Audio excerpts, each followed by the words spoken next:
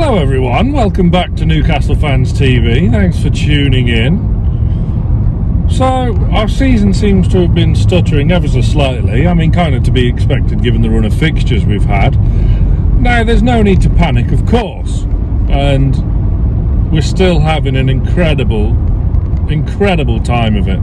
We can dream again. We've had a weekend at Wembley. Yes, it didn't go the way we wanted, but this is just the start, as we all know. That doesn't mean we can't sort of analyse and speculate about what we've been seeing on the pitch lately, because it's pretty clear that something's not quite clicking in the final third. Callum Wilson's not been the same since returning from the World Cup. Miggy Almiron's not quite been the same since returning as well.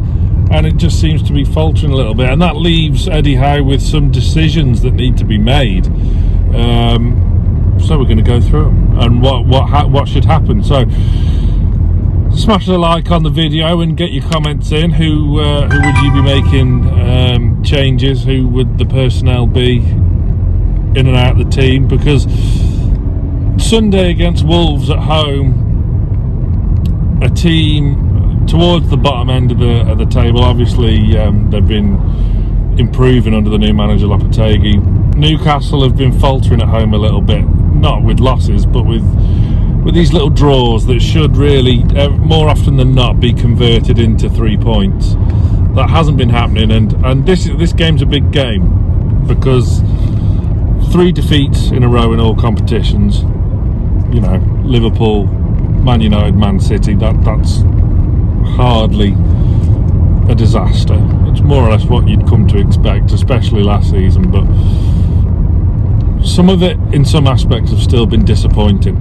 Now, one decision that's kind of been made for Eddie Howe going into the weekend is centre midfield. Joe Linton's now got a 2-match suspension, as you all no doubt know, for his 10th yellow card of the season. That would suggest that Joe Willock comes back into the fold and he'll play on the left-hand side of the 3 in the centre mid with Bruno and Sean Longstaff alongside him. That's kind of a given, unless Eddie Howe employs a change of system, which I would be amazed if he did. It's not necessarily that we haven't been creating chances. The possession has still been there. The kind of XG, if you're a real stat lover, has still been high and positive. So I think the 4-3-3 will remain. So Willock, Bruno and Sean Longstaff will obviously get the nod, barring any unforeseen circumstance. The kind of first of the debatable changes comes actually in defence before we get to the final third, and there's been a lot of sort of, not criticism per se, but we all know Dan Burn's not a natural left back. Yes, he's played there before. He played there for Brighton plenty of times. He's more than accustomed to the role, and on the whole, he's done an absolutely outstanding job for Newcastle United since he's been deployed there, and we've been very successful with him there.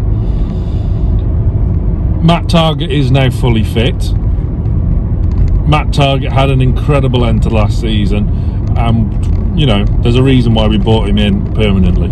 There is a big argument now to start Matt Targett again and give him a proper run in the side, and to kind of almost prove his worth again in a weird way. He's become almost a bit of a forgotten man when he was sat on the bench since Dan Burn's sort of rise to prominence in that left back role.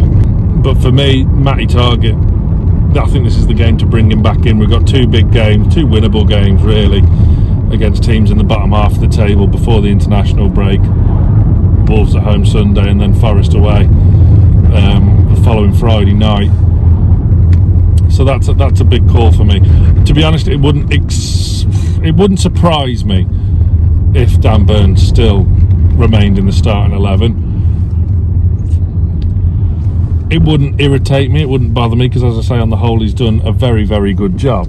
But there are more sort of urgent changes that need making in that starting 11. Alan Saint-Maximin is an absolute worldie on his day. And I know you're going to say, well, it's not often his day anymore, but it's not going to be if he's in and out of the side, gets an injury. Let's not forget, earlier on this season, he had Pep Guardiola on his knees.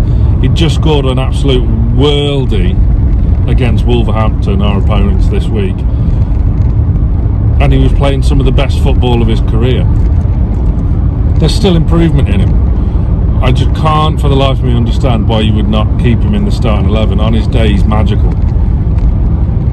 I will defend him to the hilt, I really will, because he can do anything. We look to him, and how often did he save us in the dark days with moments of magic and just sheer brilliance.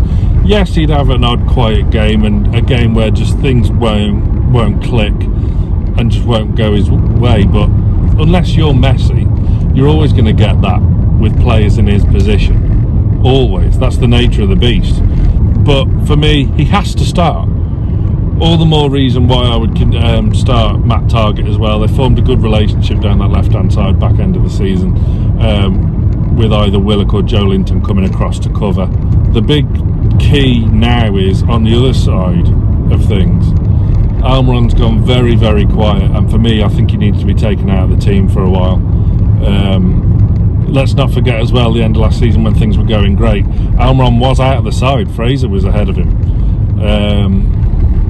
So Howe's done it before, but will he do it again? I mean, it's still very early days for Anthony Gordon. I wouldn't say he's been impressive for us at all yet, because City was his first start.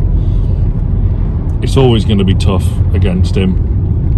He had a little half chance, didn't he, where he kicked his own shin and it just went wrong. But look, he's 22 years of age, which when you think of it, 24, which is when you really start to get your feet under the table and feel like you know what you're doing in the Premier League. And it could be his chance now, but not on the left, on the right. He's a workhorse like Miggy. He'll run himself into the ground like Miggy. And a lot depends on these kind of players. Their form can replicate the whole team's form. You look at Liverpool earlier in the season, Salah was quiet. Salah wasn't doing much at all. And neither were Liverpool in general. Now all of a sudden they're beating Man United 7-0 and Salah's back to being the player that strikes fear into defenders in the Premier League. So Miggy hasn't quite got his spark back. I mean, don't get me wrong, if he starts on Sunday and he scores an absolute worldie, then I'll be absolutely delighted. But I just feel like it could be the time just to take him out of the fold for a couple of games, get him to be a bit of an impact sub off the bench. Half an hour to go, 60 minutes into the game. Howe has options, whereas our squad isn't totally there yet. There are still options off the bench in a few aspects. The big one, obviously, is Callum Wilson. Now, regular viewers of the channel will know I'm a huge Alexander Isak fan. Always have been, always will be. Amazed and absolutely chuffed to bits when we got him, because, as I've said on many occasions, this lad is the real deal. He's got, if you're again a fan of stats, he's got the best goals per minutes ratio for us this season. Callum Wilson, this is not a criticism of Callum Wilson in any way, because Callum Wilson, since he's joined Newcastle United, has been absolutely fantastic. And one of the reasons we're not playing in the Championship is because of Callum Wilson. A good goal scorer hides a multitude of sins when you're lying around at the bottom of the league. When we needed saving, he was there, and he could pop up with a goal from anywhere. That's not happening for him now. I know he got the goal against West Ham, but his goal record since he's come back from the World Cup has been shocking. He'll tell you that himself. From someone as his, for his standard, it's very disappointing. And you don't buy Alex Isak for £60 million for him to sit on the bench and bring him on with 20 minutes to go. He brings something. Yes, Isak needs to bulk up, but he does bring something different. His movement will frighten a lot of defenders. He was our only real bright spark in the cup final. His movement against Liverpool was very good, and he didn't really get enough. I mean, well, he put it on a plate more or less for Joe Linton, didn't he, against City? But yeah, that's about the finish. The better, I suppose. Isak has to start, and for me, this one's sort of non-negotiable. Again, a bit irritating. There's only 2 games to go before an international break, which international breaks are the bane of all of our lives. His fitness is being proved. He has stayed fit for a good while now. He's just not getting the minutes. Callum Wilson's another option on the bench. We saw against Fulham where we snatched the win. You can push them 2 further up and play them together when there's 15-20 minutes to go and you're trying to unlock a game. Personally, I'd like to see us sign a midfielder in the summer that can sit in front of the back 4 so we can move Bruno up. That's the one thing. Look, we've sold Shelvey now, he's gone, and he had his foibles, and I know he gave away a penalty at the weekend for Forest against Everton as well. But when he sat in the back 4 and they played together, it would allow Bruno just to be one of the ones that can push a bit further forward. He can influence the game a bit better and more often, because look, Bruno's our best player and he's a world-class player, so why not get him further up the pitch? I see him as a David Silva type player now, and you know, Alex Isak should be feeding off that and scoring lots of goals, and Bruno should be getting lots of assists. So those are the changes I'd like to see. Get your comments in and hit that like button, and let us know what you guys think. Who would you be starting in the team on Sunday? Will Dan Burns keep his place? Is it time to bring Isak back in from the start? Is it time to rest Miggy? What do you do with ASM? Let us know in the comments. Thank you very much for watching.